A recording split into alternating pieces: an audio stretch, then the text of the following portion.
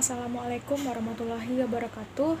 Perkenalkan, nama saya Santia Marta Saputri, NIM 19002085. Dalam video kali ini, saya ingin mempresentasikan hasil analisis saya tentang materi manajemen peserta didik dalam mata kuliah Administrasi Supervisi Pendidikan, dan dosen pembimbingnya yaitu Ibu Tia Ayuningrum. Baiklah, langsung saja masuk ke materi. Apa itu manajemen peserta didik? Kita harus tahu maksud dari manajemen atau administrasi. Administrasi merupakan suatu proses mengelola sumber daya yang ada untuk mencapai tujuan yang efektif dan efisien. Yang kedua yaitu pengertian dari peserta didik. Menurut Undang-Undang Nomor 20 Tahun 2003, peserta didik merupakan anggota masyarakat yang berusaha untuk menggali atau mengembangkan potensinya pada suatu proses pembelajaran pada jenjang, satuan, dan jenis pendidikan tertentu.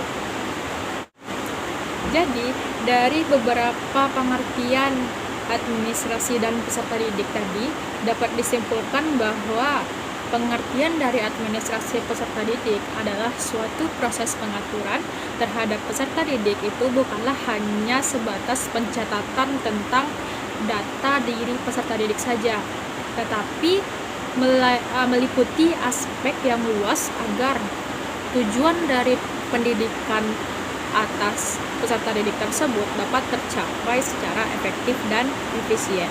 Selanjutnya yaitu proses administrasi peserta didik. Yang pertama ada perencanaan dan penerimaan peserta didik baru, di mana pada saat ini seorang manajer atau seorang administrator di sekolah itu bertugas sebagai merencanakan dan dalam penerimaan peserta didik baru. Nah, yang kedua yaitu orientasi peserta didik baru. Setelah dilakukannya penerimaan, pendaftaran, maka siswa-siswa yang lolos dari penerimaan tadi itu bakalan diorientasi dan dilakukan pengenalan lingkungan sekolah kepada peserta didik tersebut. Yang ketiga ada bimbingan konseling. Di sini setiap peserta didik harus bisa dibimbing dengan baik agar sikap dan perilakunya itu sesuai dengan norma-norma yang ada. Yang keempat ada pengaturan disiplin dan tata tertib sekolah. Biasanya itu setiap sekolah pasti memiliki peraturan dan aturan tertentu untuk menjaga agar peserta didiknya ini terhindar dari berbagai masalah. Yang kelima ada pengelompokan peserta didik dan tata cara menentukan kedudukan peserta didik dalam kelompok. Maksudnya ini dalam pengelompokan biasanya di sekolah-sekolah SMA itu dilakukannya tes untuk menentukan apakah kita ini cocok di jurusan IPA atau di IPS atau jurusan bahasa. Yang keenam ada pengelolaan kelas. Yang ketujuh ada pencatatan data peserta didik dan instrumen yang digunakan. Yang kedelapan ada kenaikan kelas dan EPTA. Materi selanjutnya yaitu instrumen dari peserta didik. Ada dua instrumen, yang pertama instrumen manual, yang kedua instrumen elektronik. Yang pertama kita masuk ke bagian-bagian dari instrumen manual. Ada buku induk siswa, buku kleper, daftar presentasi, daftar mutasi peserta didik, buku pencatatan pribadi peserta didik, daftar nilai, buku leger, dan buku raport. Yang kedua tadi ada instrumen elektronik. Yang pertama ada buku induk siswa, buku kleper, daftar mutasi, buku pencatatan pribadi peserta didik, dan yang terakhir yaitu daftar nilai. Adapun kelebihan dari instrumen elektronik, yang pertama yaitu lebih cepat atau speed, yang kedua lebih teliti, yang ketiga kapasitasnya tentu lebih besar, yang keempat kemampuannya mengulang atau repetition, yang kelima mudah mengupdate atau jika ada suatu data yang salah kita langsung saja menekan atau bisa diupdate berulang-ulang. Jika itu secara manual itu bisa menggunakan waktu yang lama karena menghabiskan banyak kertas. Dan terakhir itu mempermudah untuk mengirim dan menerima. Selanjutnya ada peran guru dalam administrasi peserta didik. Guru ikut terlibat dalam administrasi peserta didik, terutama pada kegiatan satu, pengelompokan peserta didik dan tata cara penentukan kedudukan peserta didik dalam kelompok. Yang kedua, pengelolaan kelas. Yang ketiga yaitu kenaikan kelas dan EPTA. Selanjutnya, materi tentang perencanaan dan penerimaan peserta didik baru.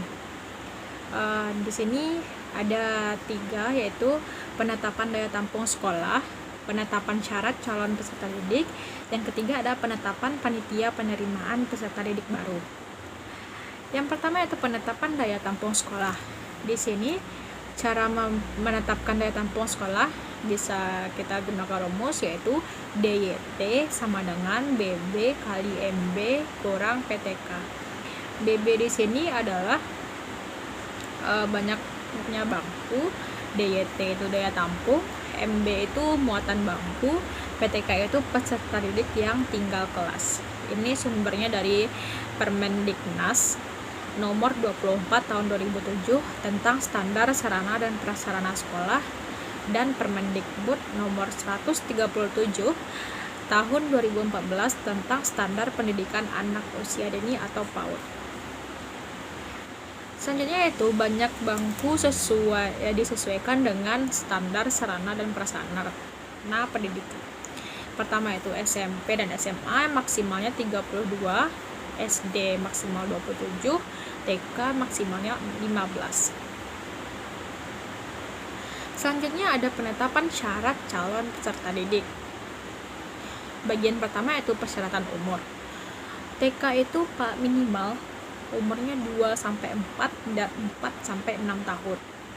Kalau SD itu 7-12 tahun, SMP 13-15 tahun, SMA 16-18 tahun. Yang kedua, persyaratan akademik. Dari SD ke SMP dan dari SMP ke SMA berarti harus berurutan dan saling bersinkronisasi. Yang ketiga ada persyaratan kelakuan. Yang keempat persyaratan keuangan, yang kelima persyaratan rayon. Di sini rayon dibagi lagi ada 4 jenis rayon. Yang pertama yaitu zonasi. Zonasi ini biasanya 50%. Jalur afirmasi itu 15%, jalur perpindahan ada 5%, jalur prestasi 30%. Yang terakhir ada persyaratan administrasi. Persyaratan yang bersifat administratif, 1. Surat keterangan atau akta kelahiran.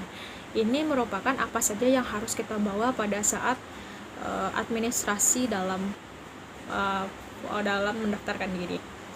Ada surat keterangan atau akta lahir tadi. Yang kedua, surat tanda tamat belajar atau nilai ujian nasional disertai dengan salinan raport kelas tertinggi atau kelas terakhir. Ketiga, mengisi formulir pendaftaran. Yang keempat yaitu pas foto. Yang kelima, membayar uang pendaftaran.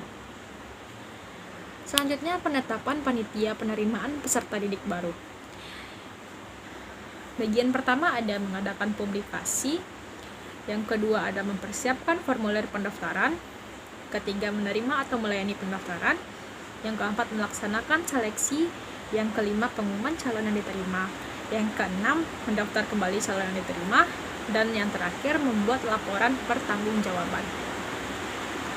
Selanjutnya ada seleksi.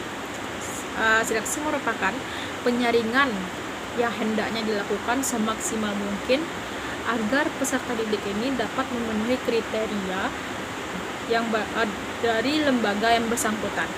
Sebab kualitas peserta didik nantinya juga akan ikut serta dalam menentukan apakah calon ini cocok diterima di sekolah tersebut atau tidak. Ada 3 cara untuk seleksi. Yang pertama testing, yang kedua nilai ujian sekolah, dan yang ketiga prestasi. Selanjutnya ada kebijakan tentang persyaratan penerimaan peserta didik baru. Pasal 70 Peraturan Pemerintah Nomor 17 Tahun 2010 tentang pengelolaan dan penyelenggaraan pendidikan selanjutnya menyebutkan, pertama, jumlah calon peserta didik baru melebihi daya tampung, maka prioritaskan usia yang paling tua. Yang kedua, jika usia calon PDB sama, maka penentuan peserta didik didasarkan pada jarak tempat tinggal. Yang ketiga yaitu jika usia dan atau jarak tempat peserta calon PDB dengan satuan pendidikan sama, maka peserta didik yang mendaftar lebih awal diprioritaskan. Jadi kesimpulannya adalah perencanaan dan penerimaan peserta didik baru yaitu 1. Penetapan daya tampung sekolah. Kedua, penetapan syarat calon peserta didik. Yang ketiga, penetapan panitia penerimaan peserta didik.